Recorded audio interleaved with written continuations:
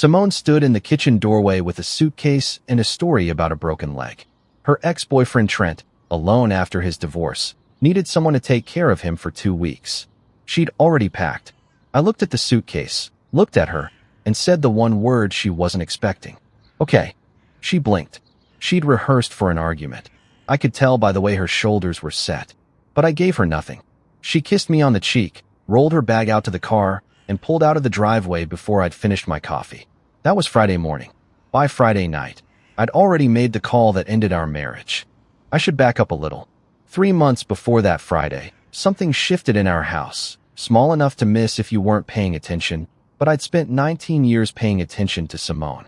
She joined a gym for the first time since I'd known her, started laying her phone face down on every surface, and twice came home late from what she called girls' nights with a lightness in her voice that didn't match the story.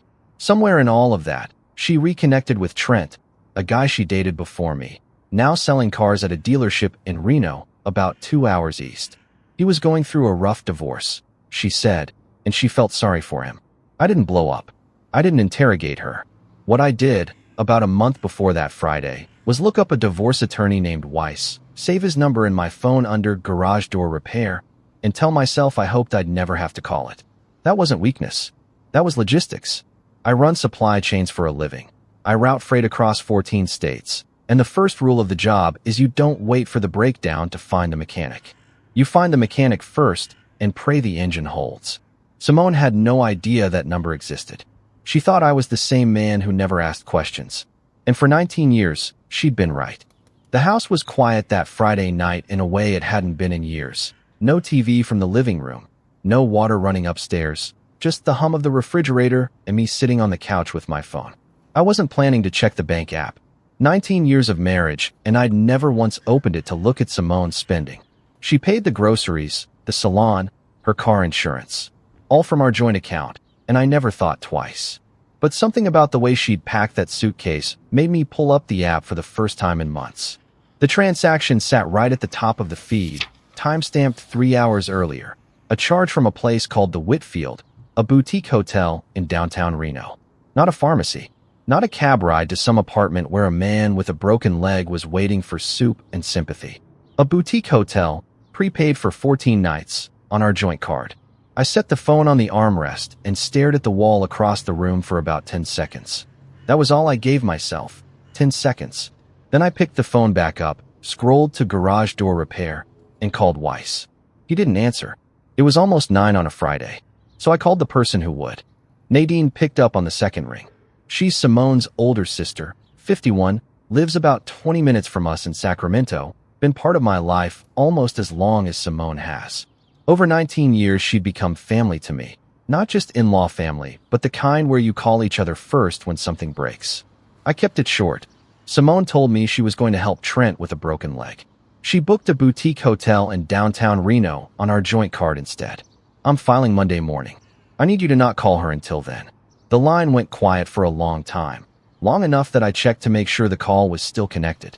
When Nadine finally spoke, her voice sounded tired in a way that had nothing to do with the hour. She said this wasn't the first time, and she was done covering for her sister. She didn't give me details, and I didn't ask.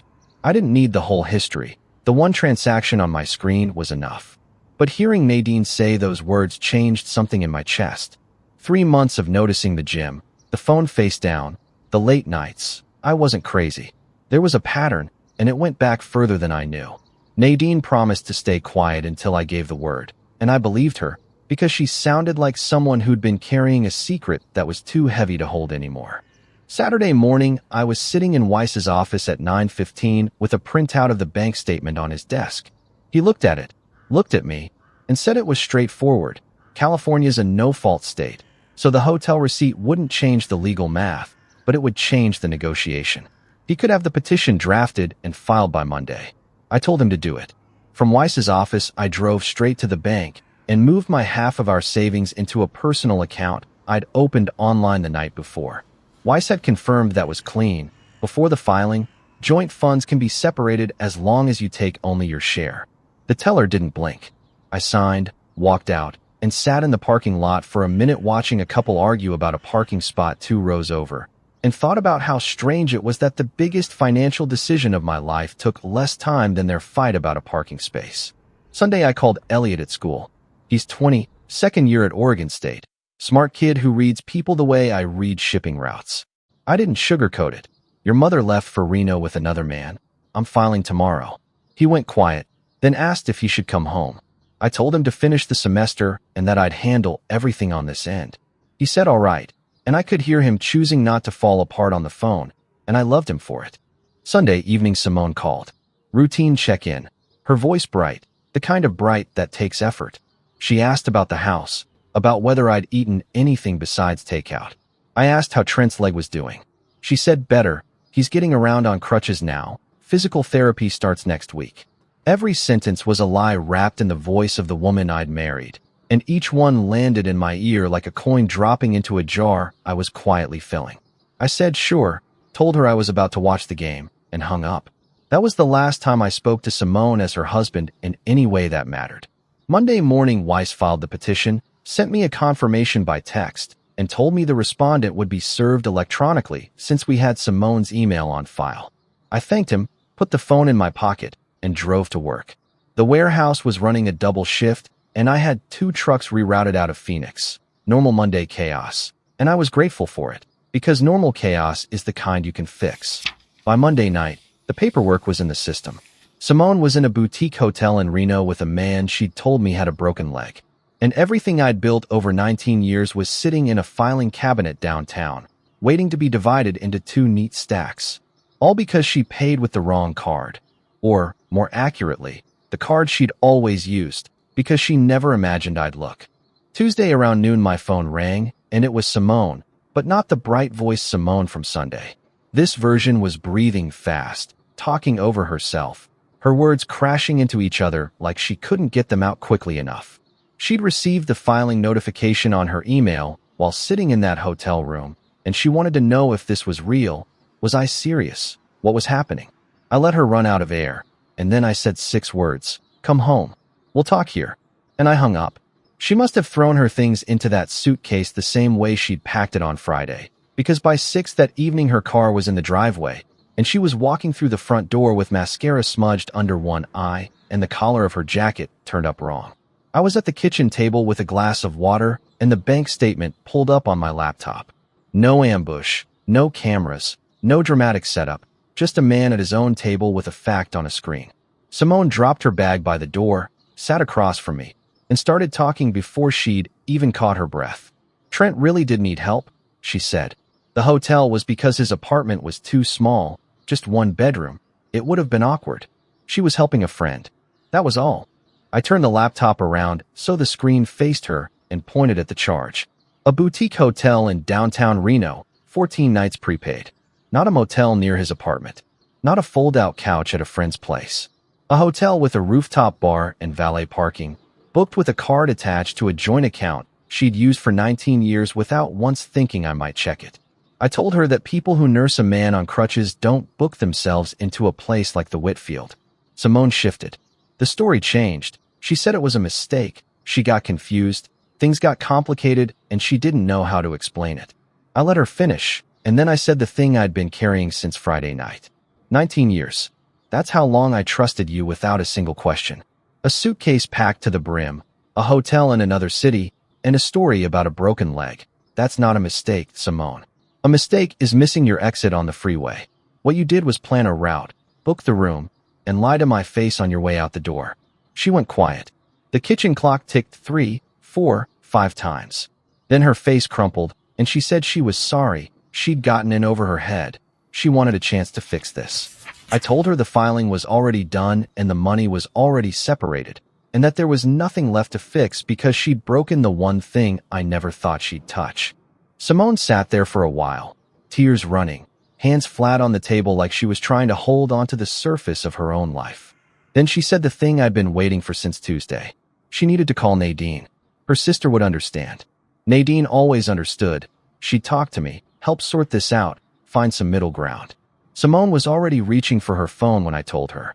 I called Nadine Friday night. The same night you left. She knows everything. The hotel, the filing, all of it. She's known for 4 days. The color left Simone's face in a way I'd never seen before, like someone had pulled a plug. She stared at me, then dialed Nadine right there at the table. I didn't move. The conversation lasted maybe 90 seconds. Simone said her sister's name twice, asked one question I couldn't quite hear, and then stopped talking entirely. When she hung up, she set the phone face down on the table, the same way she'd been setting it for months, except now there was nothing left to hide. Nadine hadn't warned her for days, and her own sister had said nothing. Not because Nadine was cruel, but because Nadine was done. Whatever Simone had put her through before, the covering, the lying, the quiet cleanup, it had reached the limit. And Simone could hear it in her sister's voice the same way I'd heard it Friday night. Exhaustion, not anger. The next morning Simone packed a bag, a real one this time, not the 2-week vacation suitcase, and moved into a short-term rental across town. Before she left, she tried one more time. She stood in the hallway with her coat on and told me people make mistakes and that 19 years should count for something. I said they do count. That's exactly why one hotel receipt was enough. That afternoon I found out what happened with Trent. Simone called him from the rental. I know because Elliot told me later, and Elliot knew because Simone had called him crying after the conversation. Trent picked up once. He told her he thought she'd already left her husband, that she'd told him the divorce was practically done. Simone had lied to him too. He said he didn't sign up for this, wished her the best, and hung up. Never answered again. The man she'd thrown away 19 years for didn't even fight for her. Not because he was a coward, but because he'd been sold a version of her that didn't exist, and the real one showed up with too much baggage and zero credibility. By the end of that week, Trent was just a name attached to a charge at a boutique hotel, and Simone was alone in a way she hadn't been since she was 25. Over the following days, the house emptied out in stages. I photographed every room for the asset list, boxed up her things neatly, and labeled them by category, because that's how my brain works. Weiss handled the paperwork, and I let him.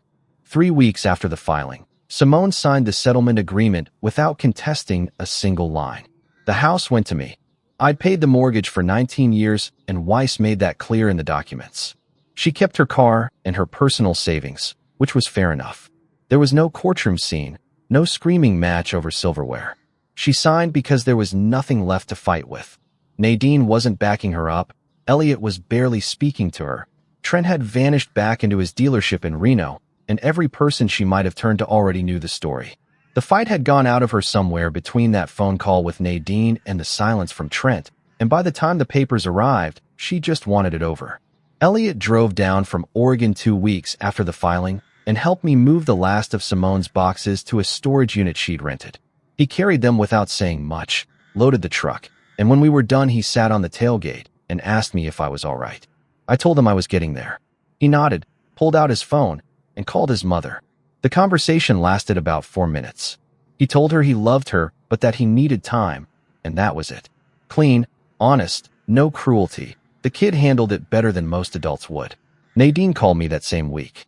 She asked how I was doing, whether I'd eaten anything that wasn't microwaved, and whether the lawyer was wrapping things up. She said she'd keep checking in. I told her I appreciated it and meant every word. 4 weeks after that Friday morning, when Simone rolled her suitcase out the front door, I was standing on the balcony of a 1-bedroom apartment 6 blocks from the warehouse, flipping steaks on a grill I'd bought with cash from a hardware store that smelled like sawdust and WD-40. The place was small, kitchen, bathroom, a living room with a couch that doubled as Elliot's bed when he visited, but the balcony faced west and caught the last hour of daylight, which is more than I needed. Elliot was inside rinsing plates and arguing with his phone about a playlist. My own phone buzzed on the railing. A text